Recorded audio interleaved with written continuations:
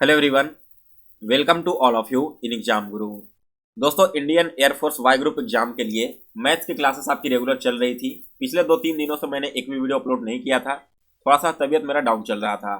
आज से दोस्तों आप सभी की क्लासेस फिर से स्टार्ट हो चुकी है और आज के बाद मैथ्स के जो भी आपके लेक्चर मैं अपलोड करूंगा वो सारे के सारे लेक्चर 1 से लेकर 1.5 घंटे के होंगे और 2 वीडियो में मैं कोशिश करूंगा कि किसी एक चैप्टर को पूरी तरह से कंप्लीट करवा दूँ। इसके बाद दोस्तों हम लोग प्रैक्टिस सेशन स्टार्ट करेंगे, जिसमें इंग्लिश एंड रागा के मॉर्निंग में और इवनिंग में डेली बेसिस पे एक एक मॉक टेस्ट सॉल्व किया जाएगा। सो गाइज, इससे पहले मैंने परसेंटेज का एक चैप्टर अपलोड कर रखा है। आज आपका सेकंड लेक्चर है। जिन लोगों ने इससे पहले वाले लेक्चर को नहीं देखा, आप पहले चैनल के प्लेलिस्ट में जाकर उस लेक्चर को कंप्लीट कर लें, उसके बाद आप सेकंड लेक्चर को देखिएगा। यहाँ पर दोस्तों मैं आपको कुछ एडवांस लेवल के क्वेश्चन सॉल्व करवाने वाला हूँ। साथ ही में दोस्तों 1 और 2 ऐसे क्वेश्चन करवाऊंगा कि जो आपके एग्जाम में डेफिनेटली पूछे जाएंगे। तो वीडियो को लास्ट तक जरूर देखें। और दोस्तों, वीडियो स्टार्ट करने से पहले जितने भी नए कैंडिडेट इस चैनल से जुड़े हैं, आप सभी से रिक्वेस्ट है कि एग्जाम गुरु चैनल को सब्सक्राइब कर इसके बेल नोटिफिकेशन को ऑन कर लें, क्योंकि यहाँ पर आपको एयरफोर्स एग्जाम से रिलेटेड हर एक जानकारी सबसे पहले एंड ऑथेंटिक वे में दी जाती है। चलिए दोस्तों, आज का लेक्चर स्टार्ट करते हैं और देखते हैं पहला क्वेश्चन। तो फर्स्ट क्वेश्चन आप सभी के सामने स्क्रीन पे है। क्वेश्चन क्या कह रहा है कि खाना पकाने के तेल की कीमत में 25% की वृद्धि हुई है। एक परिवार को खाना पकाने के तेल में खपत में कितने प्रतिशत की कमी करनी चाहिए ताकि इस खाते में खर्च ना बढ़े। दोस्तों, यह जो पहला क्वेश्चन है ना, आपके एग्जाम के लिए बहुत ही ज़्यादा इंपॉर्टेंट है और मैं 99% गारंटी के साथ यह बोल सकता हूं कि यह क्वेश्चन आपके आने वाले परीक्षा में किसी न किसी शिफ्ट में पूछ लिया जाएगा। यहाँ पर आपकी थोड़ी सी लैंग्वेज चेंज हो सकती है। जैसे देखो, खाने के तेल के बारे में यहाँ बताया गया है ना, इसकी जगह क्या कर दिया जाएगा कि राम की सैलरी 25% वृद्धि हो गई, तो उसे अपने खर्च में कितनी कमी करनी चाहिए जिससे कि उसके सेविंग में कोई फर्क ना पड़े। तो इस तरह से भी आपके क्वेश्चन के लैंग्वेज को चेंज किया जा सकता है, उसमें आप लोग कंफ्यूज मत होना। बस तरीके सीख लो कि कैसे इस क्वेश्चन को सॉल्व करते हैं। तो देखिए, यहाँ पर आपकी क्या कहा जा रहा है कि तेल की जो कीमत है उसमें 25% की वृद्धि कर दी जा रही है। तो आपको यह बताना है कि अब जो वो परिवार है वो कितने प्रतिशत कम खर्च करे तेल का, जिससे कि उसके खर्च पर किसी भी प्रकार का फर्क ना पड़े। तो दोस्तों, इस क्वेश्चन को सॉल्व करने का फॉर्मूला होता है a divided by a plus 100 और इसको मल्टीप्लाई कर देंगे हम 100 से, जहां पर दोस्तों a जो है ना वो आपका 25% हो जाएगा। वही दोस्तों, अगर यहाँ पर 25% इंक्रीज की जगह डिक्रीज रहता तो नीचे जो हमने a प्लस 100 किया है ना, इसे केवल कन्वर्ट करके a माइनस 100 कर देते हैं, यानी कि 100 माइनस a कर देते हैं। तो इस चीज को आप लोग यहाँ पर समझ लेना।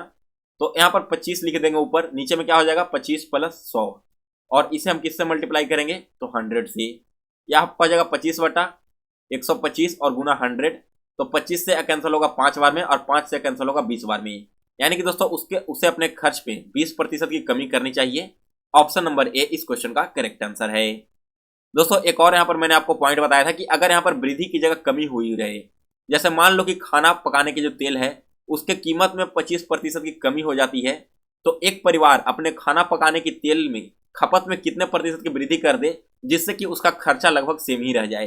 तो दोस्तों, अगर यहाँ पर कमी हो रही होती तब आप क्या करते, 25 डिवाइडेड बाई 100 माइनस ए कर देते, यानी कि 75 और इंटू 100 हो जाता। तो ये आपका क्या हो जाता, ये आपका हो जाता 33.33%।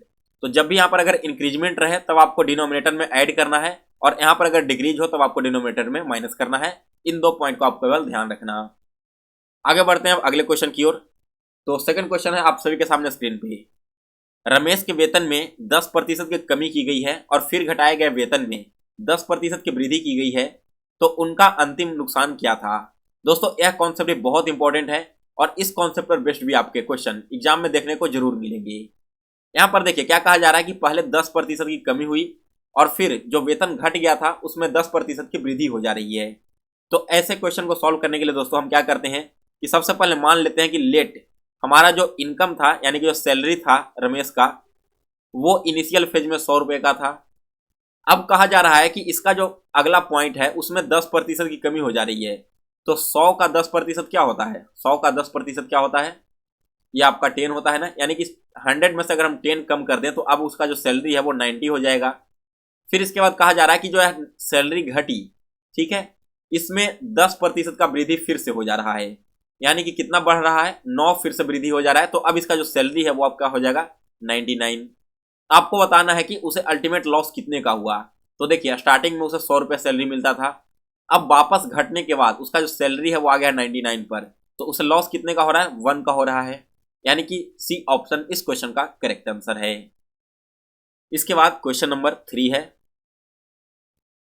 इन a country 55% population is female, 80% of the male population is literate, how much of females are literate if total literacy rate is 58%। एक देश है और उस देश में जो 55% जनसंख्याएं हैं वो आपकी महिला है। यहाँ पर बताया गया कि 80% पुरुष की जो आबादी है वो साक्षर है यानी कि लिटरेट है, और यदि कुल साक्षरता दर 58% है तो कितनी महिलाएं साक्षर है। दोस्तों इस क्वेश्चन को भी हम 100 सपोज करके सॉल्व करेंगे। कैसे सॉल्व करना है उस चीज को समझिए।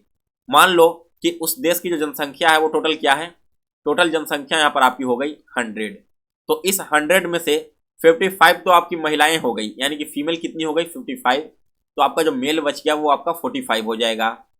अब अगला टर्म क्या कहा गया है दोस्तों कि जो लिटरेट पॉपुलेशन है टोटल देश का, ठीक है, लिटरेट का पॉपुलेशन कितना हो जाएगा, 100 का 58%, तो 100 का 58% क्या होता है, यह आपका होता है 58। यानी कि दोस्तों जो टोटल लिटरेट की संख्या है वो यहाँ पर 58 है। नेक्स्ट कंडीशन में क्या कहा गया कि जो मेल लिटरेट है, पुरुष साक्षरता दर है वो कितना है, तो पुरुष साक्षरता दर यहाँ पर 80% का है। और किसका पुरुष साक्षरता दर 80% है, जो पुरुष की संख्या है उसका। तो इसे सॉल्व करने के बाद आपका जो पुरुष का संख्या आएगा वो यहाँ पर 36 आ जाएगा, जो कि लिटरेट है। तो हम यहाँ पर यह बता सकते हैं कि अगर टोटल 58 लिटरेट है जिसमें से 36 आपकी मेल है, तो फीमेल क्या हो जाएगी, फीमेल आपकी 22 हो जाएगी। यहाँ से हमने मेल एंड फीमेल का लिटरेट रेशियो निकाल लिया। अब हमसे क्वेश्चन में क्या पूछा गया है कि कितनी महिलाएं साक्षर है, तो 22 महिलाएं साक्षर है ना, और इसका हमें परसेंटेज फाइंड करना है, तो 100 से मल्टीप्लाई कर दिया। किसके कॉन्टेक्स्ट में फाइंड करना है, तो यहाँ पर हमें फाइंड करना है टोटल जो इसका साक्षरता दर है ना उसके कॉन्टेक्स्ट में। तो टोटल साक्षरता दर यहाँ पर क्या हो जाएगा, 58 हो जाएगा। समझ में आ गया। इसे आप यहाँ पर सॉल्व करोगे, सॉल्व करने के बाद आपका जो वैल्यू आएगा दोस्तों निकल कर वो आपका आ जाएगा 40% का, यानी कि सी ऑप्शन इस क्वेश्चन का करेक्ट आंसर है। इसके बाद अगला क्वेश्चन है 4 नंबर, दो संख्याएं एक तीसरी संख्या से क्रमशः 30% और 37% कम है, दूसरी संख्या पहली से कितने प्रतिशत कम होगी। यहाँ पर 3 संख्याएं दी गई है जिनमें यह बताया गया है कि जो तीसरी संख्या है और दूसरी संख्या है वो पहली संख्या से 30 और 37% कम है। मान लो कि आपकी जो संख्या है ना वो यहाँ पर क्या हो जाएगी 100 है। तो अब क्या कहा गया कि 100 जो आपकी संख्या है उसमें पहली संख्या 30% कम है। 100 का 30% क्या हो जाता है, 100 का 30% 30 होता है ना, यानी कि 100 में से अगर हम 30 माइनस करेंगे तो पहला संख्या में मिल गया 70। इसके बाद सेकंड नंबर क्या कहा गया है कि सेकंड जो संख्या आपकी है वो तीसरी संख्या से 37% कम है, तो तीसरी आपकी संख्या क्या हो जाएगी 63 हो जाएगी। अब क्वेश्चन में क्या कहा गया है कि आपकी जो सेकंड नंबर है वो पहले नंबर से कितना कम है, तो सेकंड नंबर हमारा जो 63 है वो पहले नंबर से कितना कम है, 7 कम है। परसेंटेज निकालना है किसके कॉन्टेक्स्ट में, पहले नंबर के कॉन्टेक्स्ट में, तो नीचे हमने लिख दिया 7 से 10 बार में और 10 से 100 कटेगा 10 बार में, यानी कि यहाँ पर दोस्तों ऑप्शन नंबर बी इस क्वेश्चन का करेक्ट आंसर है।